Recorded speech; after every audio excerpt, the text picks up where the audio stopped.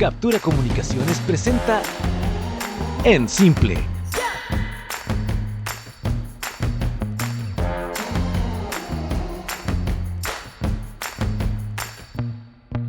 Un video podcast realizado gracias a los fondos concursables del Colegio Médico de Santiago.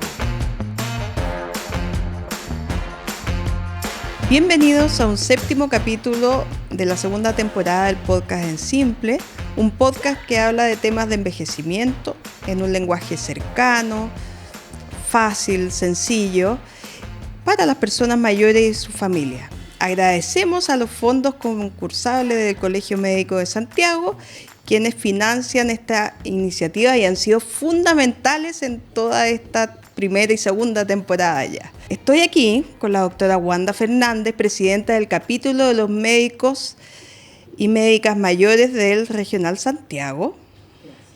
¿Cómo está, doctora? Muy bien. Bienvenida, doctora. Y además contarles que hoy vamos a hablar sobre voluntades anticipadas. Para ello estamos con el doctor Juan Carlos Molina, médico geriatra, socio fundador y past president de la Sociedad de Geriatría y Gerontología de Chile, vicepresidente de la Red Iberoamericana de Envejecimiento Saludable.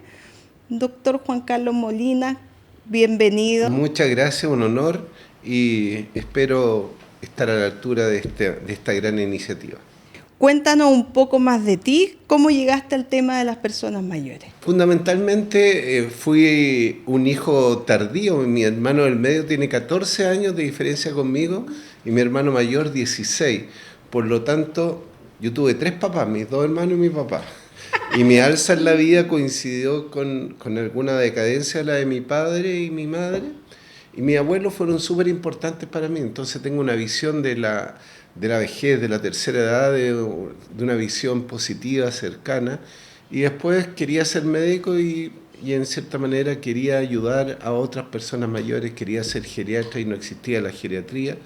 Y bajo ese punto de vista, con un gran grupo de médicos que en ese momento ya teníamos la visión de las personas mayores, creamos la Sociedad de Geriatría y así empezó un camino que no va a parar y que se está consolidando cada vez más en el país. ¿Alguna vez, doctora, te has preguntado quién decidiría por ti si no pudieras hacerlo? ¿Sabemos realmente lo que queremos al final de la vida o preferimos no pensarlo?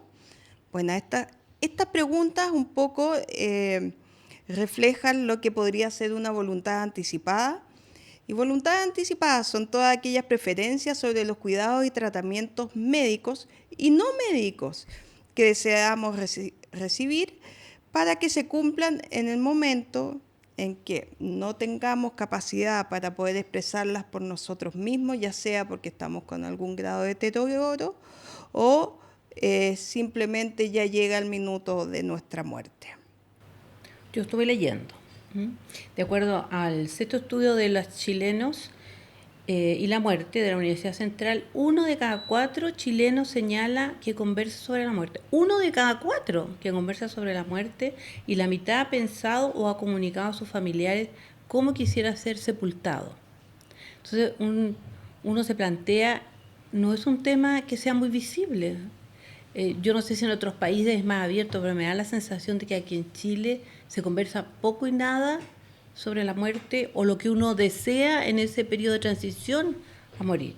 Doctor, ¿por qué declarar las voluntades anticipadas es un acto de amor y de responsabilidad con uno mismo y con los demás? Porque le quitas carga a quien supuestamente tiene que decidir en ese momento, que tiene un lado emocional comprometido en la decisión, que te llega un médico a preguntar qué hacemos frente a una instancia difícil y tú tienes siempre la culpa, ¿lo estaré haciendo bien? ¿No lo estaré haciendo bien? Vale decir, ese acto de amor para con la persona que va a tener que decidir y para contigo mismo, en el sentido de no someterte a instancias que van contra tus valores, contra tu idiosincrasia, tus perspectivas de vida y de muerte. Nadie muere adelantado, solo el pavo para el año nuevo. Y bajo esa perspectiva perdemos a veces la noción real de valorar este punto, porque cuando tú naces, sabes que tienes una enfermedad mortal que se llama vida. Y nunca nos preparamos, ni económicamente, ni judicialmente, ni sentimentalmente para ese momento en el cual ya no vas a estar. Pero bajo la perspectiva de enfermedades terminales, de enfermedades que tienen una evolutividad, como que se va dando, como que cae de cajón, como dicen, pero frente a una situación puntual, un accidente, una cosa, nunca lo hemos hablado.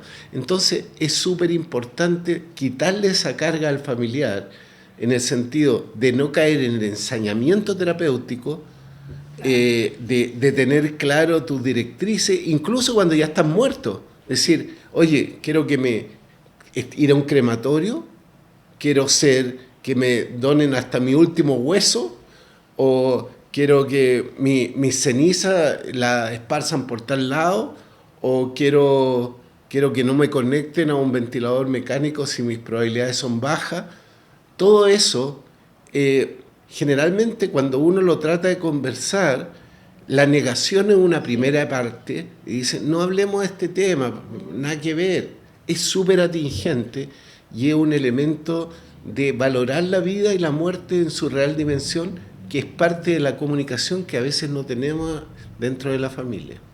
Y también hoy en día incluyen, especialmente en España, incluyen las voluntades anticipadas como aquello que es mucho más sencillo, o sea, quiere envejecer en residencia o no, o estos aros quiero que se lo den a esta nieta, o cosas que tienen que ver mucho más con el cotidiano, que son una carga para decidir, que son algo complejo para los hijos y que de alguna manera te facilitan. Quiero que esta sea la ropa que me pongas. No es solo lo médico, y hoy día las voluntades anticipadas desde afuera viene como mucho más completo. Eso lo conversábamos con Caro preparando esto, que pensábamos que voluntades anticipadas está como acotado ya como al final de la vida, pero hay un montón de decisiones que se debería tratar de conversar con la familia, tal como decía Carola. ¿Qué hacemos? Yo quisiera que en mi etapa, ya cuando esté más viejito, yo quiero seguir en mi casa, por ejemplo. Quisiera morir en mi casa. Otros dicen, no, yo no quiero ser cacho para nadie, quiero irme a un hogar, qué sé yo. Y, por ejemplo, lo de la ceniza, lo conversamos, es una cosa genial. Yo tengo muchas amistades y te voy a decir que las cenizas son un problema. Porque hay cenizas que están en el comedor de una familia, otras están en algún estante, porque no hubo esa conversación, por lo tanto, están ahí sin saber qué van a hacer con ellas. Una serie sin el capítulo final. Exactamente, que no se conversó. Continuará, tal cual. Oiga, doctora, usted hace unos días atrás me contaba la historia de un tío suyo con cáncer a la próstata, que había todo un... Yo les contaba la historia de un familiar que él tenía cáncer y la familia decidió que no le iba a contar, porque se da eso de que tú no decides que esa persona no es que no tiene el derecho, o tal vez no lo va a entender, o quién sabe qué es lo que va a pasar, no le dicen. ¿Pero eso es legal? ¿Se puede hacer eso? No. Es fundamental la información, la comunicación, no hay que ocultar. Y no menospreciar la capacidad de análisis de las personas. La información es un derecho, y ese no hay que vulnerarlo. Lo que sí, el modo de información tiene que ser muy bien modulado para que en el fondo no contribuya a generar más estrés, sino que genere puentes que den paso a una resolución, a una comunicación, a un resolver la temática que planteas con lo que está pareciendo inminente que puede ocurrir en cuanto a dolor, en cuanto a calidad de vida y calidad de muerte. Entonces, ¿Qué va a pasar cuando yo pierda mi autonomía? ¿Voy a seguir viviendo acá? ¿Quién va a correr con mis gastos? Una serie de detalles legales, económicos, arquitectónicos. ¿Me tengo que cambiar de casa?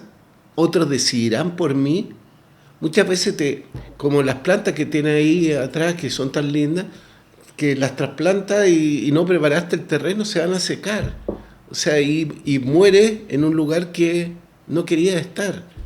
Entonces, tú tienes que ser partícipe en las decisiones tremendas de tu vida, de felicidad, y también las que significan tu muerte. Ser parte de esto. O sea, no pueden decidir otras personas por ti, salvo que tú, al fin de cuentas, le hayas dado elementos que en el fondo representen tu voluntad, y por eso tú partiste. Voluntades anticipadas. Y para eso hay que tocarlo antes y no cuando ya no se puede tocar el tema. Y eso significa superar tus propios miedos y lo de otros en una conversación seria, y que te tomen en cuenta y no como a la broma, o que no te tomen en cuenta el comentario. O sea, al final es... Fíjate, yo cuando mi papá ya estaba viejito y ya sabíamos que le quedaba poco, él siempre le había tenido horror a la muerte. Eso era terrible, no conversaba siquiera. Y yo dije, pero mi papá le va a llegar muy luego, ¿qué vamos a hacer? ¿Qué es lo que él quiere? Como nunca lo había conversado, era una cuestión súper complicada. ¿Querrá irse a un cementerio, en una iglesia, que lo velen en la casa? Porque también se puede hacer. ¿Querrá misa? ¿No querrá una misa? Todo, ¿querrá cremarse? Y tal como dices tú, nos sentamos un día en el comedor y yo le dije, papá, yo necesito conversar esto con usted porque para mí es muy importante poder hacer su voluntad en un momento que usted ya no esté. Y así fue, y fue realmente una cosa tan... ese paso de su muerte fue un paso, nosotros estuvimos contentos, fue una cosa, uno dice, se murió, pero fue tan tranquilizador que estábamos haciendo lo que él quería. Entonces, yo les digo, conversen con sus padres, vean qué es lo que ellos quieren, y uno, dentro de lo posible, tratará de cumplir sus deseos. Pero no hay que quedarse con eso de incertidumbre. Antiguamente, a diferencia de lo que ocurre ahora, las parejas tenían muchos hijos, ¿ya? Entonces, en esa condicionante, generalmente de esos hijos se dan los elementos que pueden determinar que uno de esos hijos esté lejos, ¿ya? Claro. Y generalmente el que está más lejos, tanto en el cuidado como en las decisiones, encuentra que los que están más cerca se están equivocando. Porque tiene un poco de culpa. Sí. Es lo que veo en mi práctica de clínica, y el que está más lejos, el más fregado, encuentra que todo está mal hecho, que se dejó de hacer, etc. Entonces es súper importante en esa familia extendida, no solo que lo conversen contigo nomás, Wanda, que si son 5 hermanos, es importante democratizar, en cierta manera, diseminar esa decisión en todos los integrantes de la familia, cosa que en ese momento tan rudo no hayan desencuentro, que cuando falta el tronco, las ramas se separen. Es súper importante ante situaciones de ambivalencia, en qué hacer, en cómo llevar decisiones tanto de funeral, forma, acciones médicas, limitación de esfuerzos terapéuticos, etcétera. ¿Quién va a cuidar? ¿Quién se va a quedar con esto? Es distinto que la herencia y todo esto. O sea, es conservar la esencia de la persona que está partiendo hasta después que partió, respetando su voluntad. Y eso es magnífico, que va de la mano de la autonomía y de que siga estando aunque no esté su decisión presente. Bueno, el otro día escuchaba una charla de una conocida psicóloga que me gusta mucho a mí, y ella hablaba que antes que su abuela muriera, estaba de cumpleaños, cumplió 85 años, bueno, yo ya tengo 85 años, hablemos de mi muerte. Y todo le dijo, pero mamá, córtala, no sé. Y la verdad que esta señora cada cierto tiempo volvía a tocar el tema de la muerte. Cumplió 90 años, la misma historia. No, mamá, córtala. Cumplió 95 años, cumpleaños y 95 años. ¿Será que ahora podemos hablar de mi muerte? ¿Qué vamos a hacer cuando yo me muera? Había que matarla a palos, ¿sí, la señora? Sí, no. Sí, parece que no se quería morir. Oye, aquí estamos hablando de las voluntades, pero ¿en Chile existe alguna ley, algo que uno esté, digamos, un documento, algo?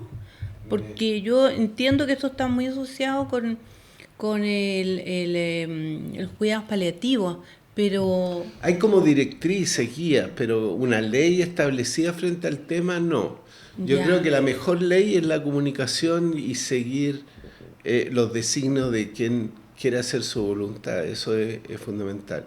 La ley está en relación a herencia y cosas así, pero esto, a fin de cuentas, uno lo puede protocolizar en decisiones notariales en un momento determinado, como directriz anticipada, pero así como una ley, usted no respetó la... No lo veo así, o quizás soy un ignorante, no lo sé.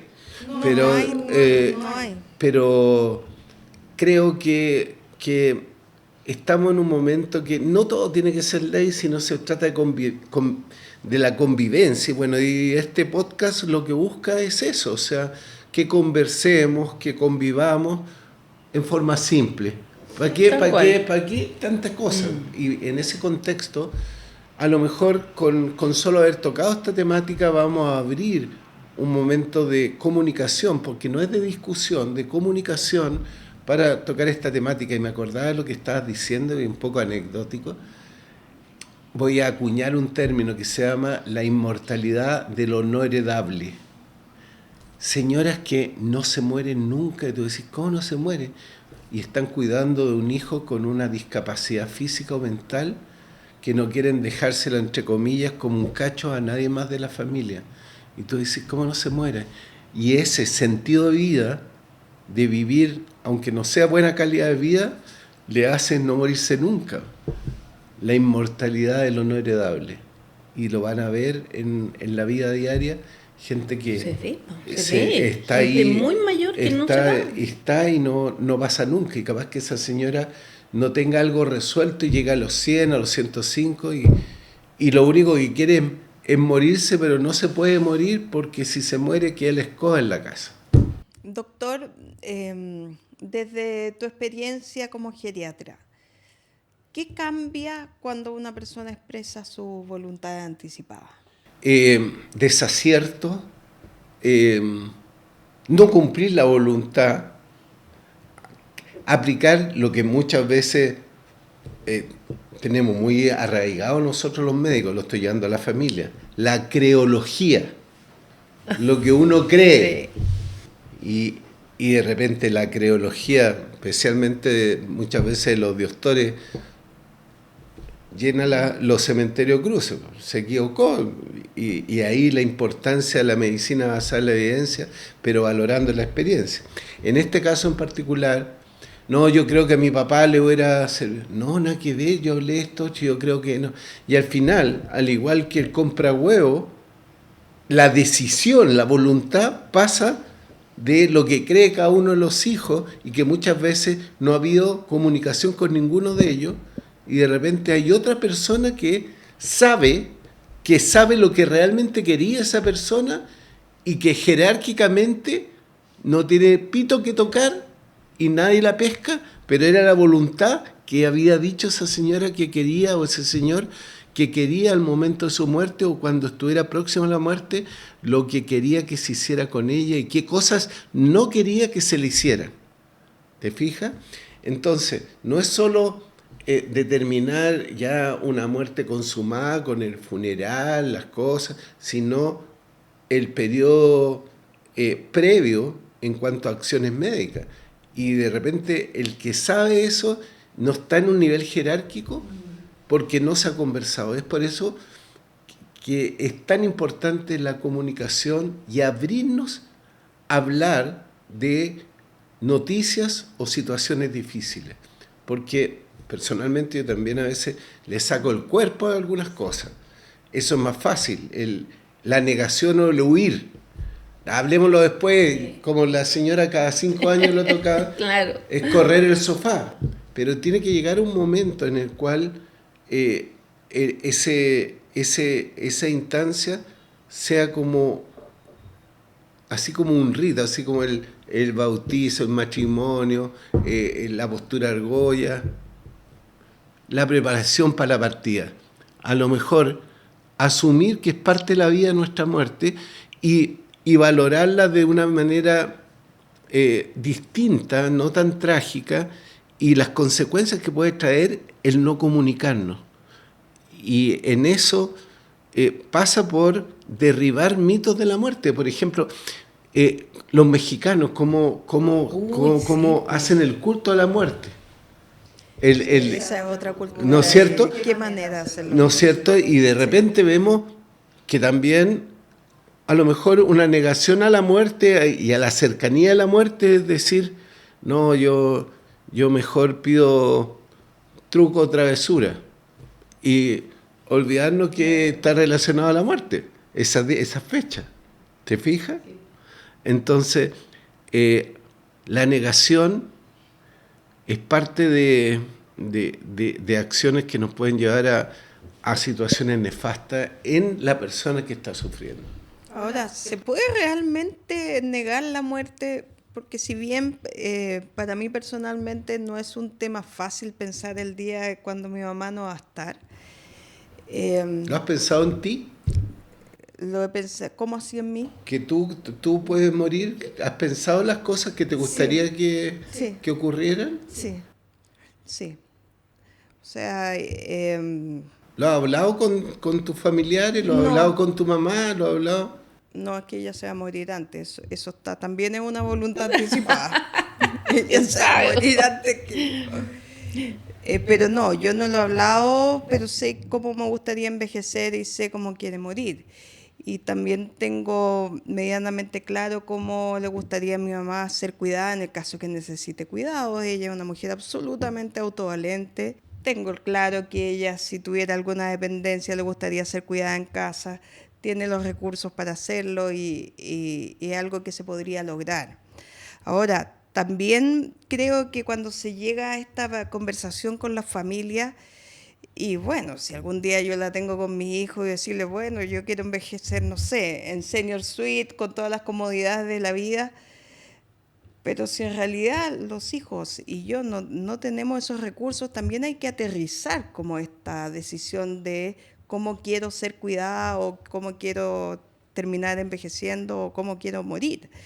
Entonces también es una conversación que tiene que estar muy acotada a la realidad, por mucho más que yo sueñe con envejecer. Me pareció súper interesante porque es como que tiene modulación.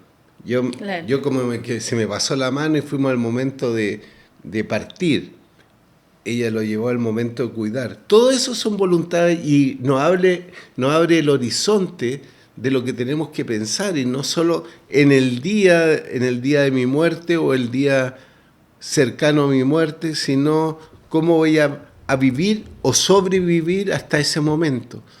Como lo que planteabas tú, dónde voy a pasar, quién me va a cuidar, dónde quiero terminar en un LEAM o el establecimiento de larga estancia o en mi casa. Y tú lo planteas desde esa perspectiva, desde cómo envejecer, que también es una voluntad anticipada. Es una voluntad anticipada. Es muy importante para la gente que nos esté viendo y escuchando, de que tiene matices, es como un abanico de posibilidades. Es un abanico que parte en el minuto en que empiezo a tener dificultades para tomar las decisiones por mí misma. Por lo tanto, antes de que eso empiece a pasar, yo tengo que tener algún tipo de conversación, mientras todavía estoy regia estupenda. Fíjate que me vino a la memoria que hace poco falleció una amiga y ella tenía yo lo único que quiero es por irme lejos de mi casa, en un hospital, que mis hijos no sufran esta etapa del fallecimiento mío. Eso era. Ella estaba con un cáncer avanzado. Y yo decía, pero piénsalo, ¿estás segura que es lo que tú quieres? Ya. Cuando fue avanzando la enfermedad, de repente dijo, no, yo quiero morir en mi casa con mis hijos y mi familia y todo. Y fue la mejor decisión, entre comillas, que para mí que pudo haber tomado, porque preparó a toda la familia a ese proceso. Entonces ya cuando ella se fue, como que todo estuvo bien. La acompañamos, la cuidamos y partió. Como que la familia quedó súper tranquila. Entonces se modulan las cosas, como dices tú. De repente uno piensa una cosa y puede que en el camino se produzca algún cambio. Pasa también que de repente en la práctica clínica hay gente que no suelta y se niega que puede tener una enfermedad en etapa de cuidados paliativos, que está y en el fondo uno tiene que luchar por la vida, pero no puede tener la muerte. Y bajo esa perspectiva, en ese ensañamiento terapéutico, puede ocurrir una agudización y parten con ella un servicio de urgencia y están haciéndole reanimación cardiopulmonar media hora, 40 minutos, en vez de haber fallecido en su casa con sus y fallece donde nadie la conoce, llena de pito, intubada, etcétera. Pues, y generalmente es porque esta persona que está cuidando está desesperada, no tuvo contención, y de ahí la importancia del desarrollo de los cuidados paliativos. Entonces, bajo esa perspectiva, podemos llegar a una temática aún más complicada, que es que cuando tú no tienes esos apoyos psicológicos, apoyos de manejo del dolor y todo esto, de una etapa de desesperación, lo único que puedes ver como salida es no vivir. Entonces, es muy complicado cuando tú no tienes los peldaños, porque a lo mejor si tienes los peldaños adecuados de buen manejo del dolor, buen apoyo psicológico, buena contención, no es la solución una inyección. Pero si tú no tienes nada, no tienes preparación para un buen morir, ves como solución la eutanasia. ¿Me vas siguiendo? Y nos estamos metiendo en un tema que no es menor. Y en el fondo, la necesidad de crecer culturalmente en darle apoyo adecuado, profesional, oportuno, los cuidados necesarios a gente que está con dolor, apoyo psicológico, apoyo de cuidadores, porque hay desesperación. Y en esa desesperación, si faltan esos peldaños, lo único que quieres es morirte. Entonces, si hacemos un análisis superficial, claro, o sea, la solución es una inyección para no vivir, pero a lo mejor la puedo contemplar, pero también tengo que crecer como sociedad para darle todos los peldaños, para darle un buen morir, sin dolor, sin soledad, sin una acción de evasión total. Entonces, esa perspectiva te estoy pauteando los próximos capítulos, que probablemente vas a tener que hablar de la eutanasia.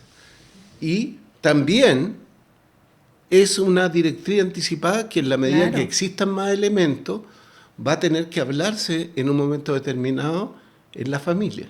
Es algo dinámico. Lo único permanente es el cambio. Así dicen. Eso es una gran verdad. Oiga, este doctor, ¿dónde nos llevó? Sí. Está bien, po. Présteme su tarjeta roja. No. Amarilla. Amarilla nomás.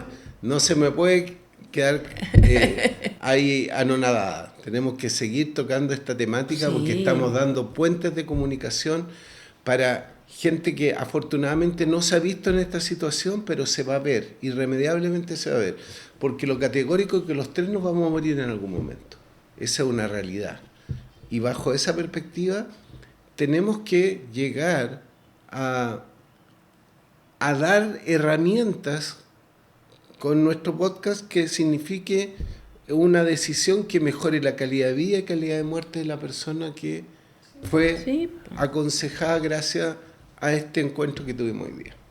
Me encantó la parte, el conversar, lo que dices tú, hay que conversar con la familia, traer a los hermanos, conversar, porque de repente pasa lo que tú dices, hay uno que está lejos, el que no viene, qué sé yo. O sea, debe haber una instancia, uno tiene que llegar a lograr tener esa instancia en que se junten la familia y conversen.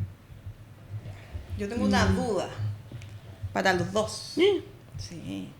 Es que usted tiene harto años, entonces tiene experiencia. Ya. Si alguien nos escucha hoy y quiere empezar a hacer su voluntad anticipada, ¿cómo parto? Escribiéndola y después sociabilizándola. Haciendo la escribo, agarro un cuaderno, Le doy una vuelta. cómo quiero ser cuidada, luego de esto cómo quisiera morir, y cosas mucho más sencillas como quiero que me vistan de esta manera, quiero que pongan esta música, por Sí, ejemplo. Oye, yo ayer pensé en eso, si era muy irreverente que si llego a estar visible en un ataúd, porque tú no sabes, Claro. porque de repente no estás visible, si me pondría una camiseta de la U o no. ¿Y te gusta la U? Por Me vuelve loco. supuesto. Entonces, No estoy de yo voy a acuerdo dejar, con la voy a dejar elección, una pero lo directriz menos. anticipada y pensaba, quizás nada medio bajoneado, ¿no? Estaba pensando en la muerte. Si mis amigos del colegio me cantarían el himno del Instituto Nacional. Sí, pero eso hay que dejarlo escrito. No, no, en este hay que hacer un compromiso. Claro, Un po. compromiso. Yo juego. ¿Cómo lo haría usted entonces? No. ¿Cómo lo haría usted? No, situaciones de distintas instancias. Yo quiero estar en mi casa si los cuidados que yo requiero se pueden dar 24/7 en mi casa. Si no se pueden dar y es un martirio, estar donde me puedan cuidar 24/7 para que exista un término que aprendí que es una armonía familiar. Que no dejen de vivir por cuidarme. ¿Me entiendes? Y que yo esté bien cuidado. Si estoy en una situación crítica, que hayan 2 o 3 opiniones que estoy fuera. No va más. Pidiendo No. vista, pidiendo vista. Pidiendo pista, que me dejen tranquilo y que me manejen el dolor, la angustia, y que ojalá que mis seres queridos estén, si me lo he ganado, estén cerca mío, porque también es un momento pasado de cuenta. ¿Sí o no? Sí. Uno cosecha lo que siembra. Y a veces uno vive en soledad y puede morir en soledad también. Y en desconocimiento, siendo realista, ¿ya? O sea, que desconozcan, nadie sepa dónde está, no te encuentren. Y yo juego fútbol mucho tiempo y tengo unos amigos, distintos grupos, y hay uno que está casado 4 veces, ¿ya? Entonces tiene ordenado su funeral en los turnos que hay que ir para que se conozca dependiendo de los grupos de... Imagínate, pero son situaciones reales. Sí, pues. Para que uno no se aburra en el velorio, en los horarios que hay que ir para encontrarse con los amigos parecidos, si no te desubican. No, pero entre broma y broma, entre la broma uno puede decir grandes verdades. Entonces, el hecho de decir tu voluntad es especialmente difícil para las personas reservadas. También hay que dar espacios, si es que esto no se da, a dar un techo de armonía para que salga eso oculto. No exigirlo, pero es algo importante. Porque hay gente muy reservada y tiene su punto de vista y puede morir, entre comillas, con sus deseos nunca consumados porque no se dieron los espacios de comunicación o el ambiente de armonía necesario para tocar el tema. Entonces, lo que hablamos hoy día es decir, cómo generar un espacio de calma, de sabiduría, de respeto por los valores de la otra persona y la voluntad de otra persona, y comprometerme a responder, como decía Elwin, en la medida de lo posible a esas voluntades. Te pusiste cabezona, está ahí. La verdad que te para mí pusiste es, profunda. sí. Para mí es un tema complejo todavía. No sé si lo hemos hablado profundamente con mi madre. Yo vivo en modo negación, como dijo Aldo. Y, por ejemplo, uno tiene que hacerlo como en un momento cuando los papás todavía estén en condiciones. Yo tengo a mi mamá ahora que ya está con una demencia y claro, ya no es el momento. Pasó la vida. No, ya fue. Ya fue. No lo conversamos nunca antes. Y vamos a tener que hacer lo que nosotros pensamos que es lo que quisiera ella. El mañido término, el sentido común, que es el menos común de los sentidos. Exacto. Tal Sí. cual. Nos vamos a quedar con esa penita porque con el papá lo hicimos y con la mamá no lo hicimos. Mala cosa. Ahora, de mi perspectiva de directriz anticipada, yo a veces veo, y lo vi en pandemia, como hijos traían a sus padres que estaban con deterioro cognitivo pidiéndome certificados de competencia cognitiva para venderle las casas. Entonces, tuve una serie de situaciones complicadísimas y la herencia, yo he visto matarse por un peso. Y yo les digo a mi hijo, yo voy a tratar de no dejar la herencia, no porque no crean ustedes, pero es una tentación, me voy a gastar la plata con ustedes. La verdad que me gusta pensar que hacer una voluntad anticipada no es un acto de miedo, sino más bien de amor. Es decirle a quienes queremos, no quiero que cargues con esta decisión por mí.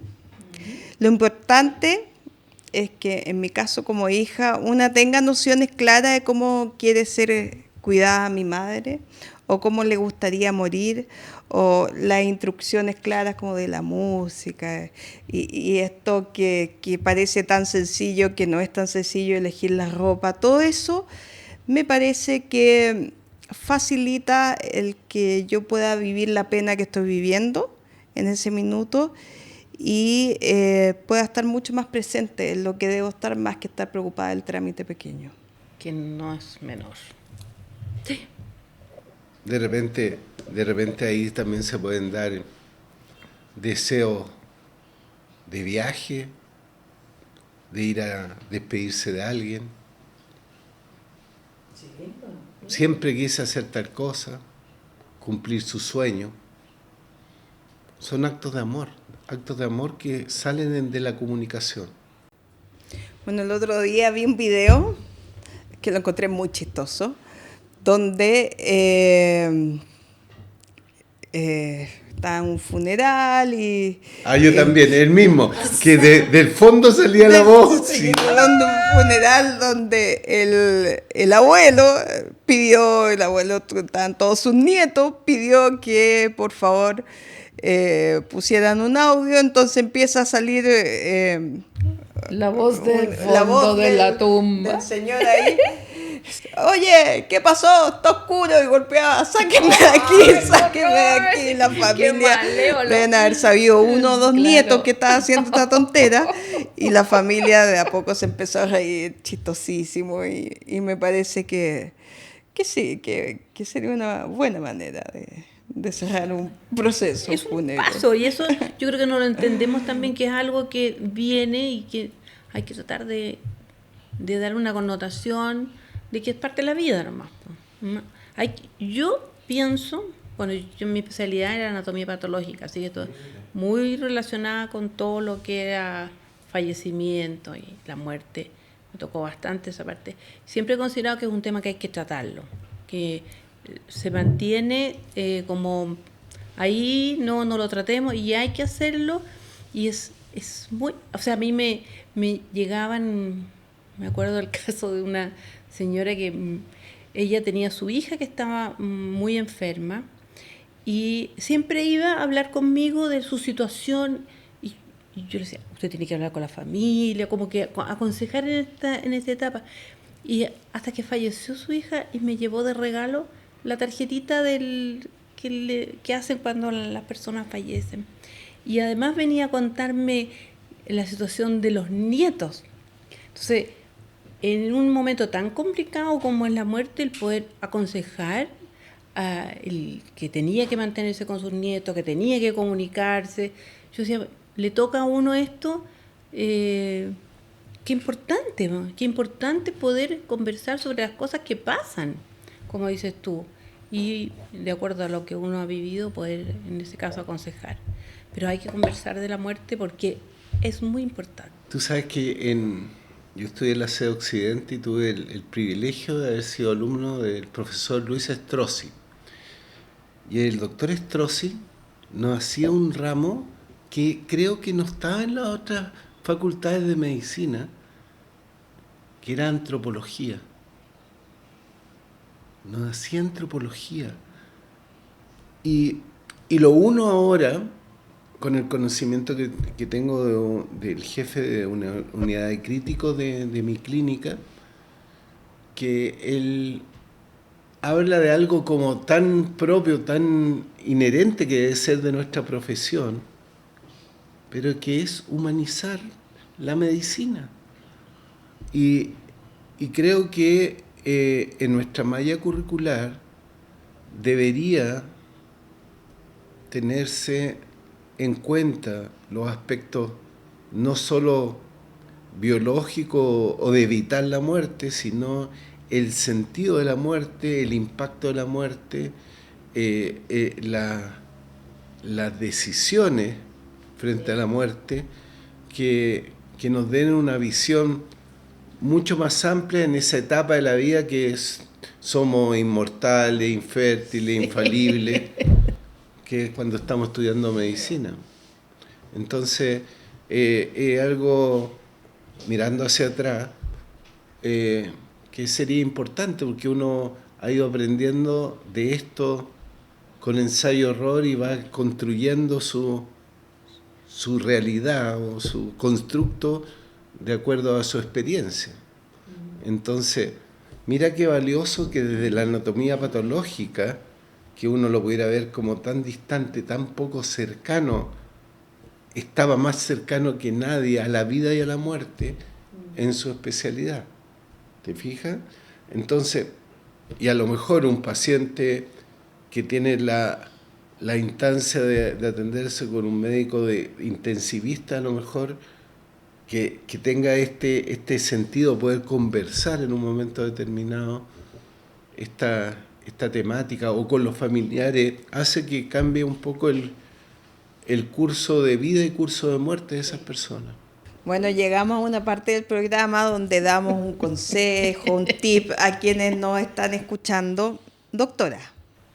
A mí me quedó el conversar, que no se rehuya este tema, que es parte de la vida, y la tranquilidad que produce esta conversación en la familia, impagable. Conversen. Para mí, hablar de voluntades anticipadas no es solo hablar de morir, es hablar de cómo queremos vivir hasta el final de la vida y de cómo queremos ser acompañados. Doctor, Me encantó. ¿Le gustó? Me encantó. Salió de todo mi corazón. Qué buena. Mira, yo he ido aprendiendo en este rato lo importante que es poner en tu parrilla mental y emocional a nivel familiar una temática de comunicación sobre vivir la vida, decir que la vida, lo que importa es que la vida es corta, para disfrutar cada día como si fuera el último, a concho, pero también darse cuenta que se acaba y darse las instancias de comunicación, respeto a las decisiones, no tratar de dar vuelta a las decisiones y ser un facilitador de las voluntades de quien expresa sus voluntades anticipadas. Bueno, antes de terminar este capítulo que ha estado pero profundo, sentido, queremos dar las gracias a nuestros amigos de la Dulcería Argentina, El Sabor de Mendoza en Chile, quienes nos acompañan hoy con unas deliciosas medias lunas. Para compartir, doctor, le tenemos un regalito. Nuestra directora nos desliza estas medias lunas. ¡Qué buena! Mi señora va a ser la más contenta. Así que, doctor, aquí tiene para usted. Para Dulcería, esencia mendocina. Exactamente. Instagram, dulcería.argentina. No olviden, conéctense. O escriban al 569-3069-2805. ¡Chin, chin! Muy bien, doctor. Doctor, de verdad, profundamente, muchas gracias. Sabemos que usted es muy ocupado, que siempre está en muchas cosas. Y la verdad que gracias por ayudarnos a mirar este tema con tanta humanidad. Sí, ha sido un lujo tenerte. No, Muchas gracias. Y cuando penúltima vez que vengo. Qué buena. Tiene que venir a los talleres. Tenemos hartas actividades para los médicos de 60 y más años. Y además contar que el próximo capítulo vamos a hablar de un tema que es muy entretenido. Es esto del cohousing, que son viviendas compartidas, donde la gente compra un terreno y varios amigos instalan su casa. Esto lo vamos a hacer con Gabriela Rosay, que ella es directora ejecutiva de la Fundación Cohousing. Así que nos vemos en un próximo capítulo. Muchas gracias. Besos. Chao, chao. Chao, chao. Chao, chao. Todas las opiniones vertidas en este programa son de exclusiva responsabilidad de quienes las emiten y no representan necesariamente el pensamiento del Colegio Médico de Santiago.